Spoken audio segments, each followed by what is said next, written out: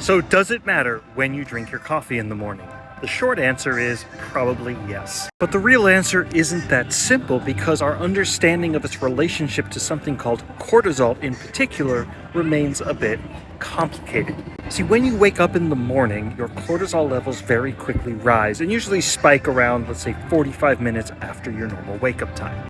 After that, they start to decline. Now, when you drink coffee, the caffeine seems to increase cortisol levels, preventing it from lowering quite as quickly.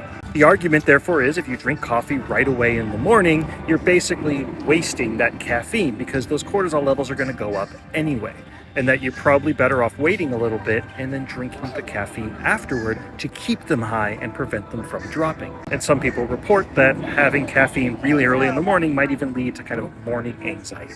The reason it's not so clear is when we look at the research, such as these studies, we find that, well, we also adapt to caffeine somewhat quickly. Meaning if you're a regular caffeine drinker, over time you stop seeing quite as much of an effect on cortisol, although still some, it doesn't go away entirely. And that because coffee is much more complex than caffeine and much more complex than just raising cortisol levels, that you might still get something out of drinking that coffee right away.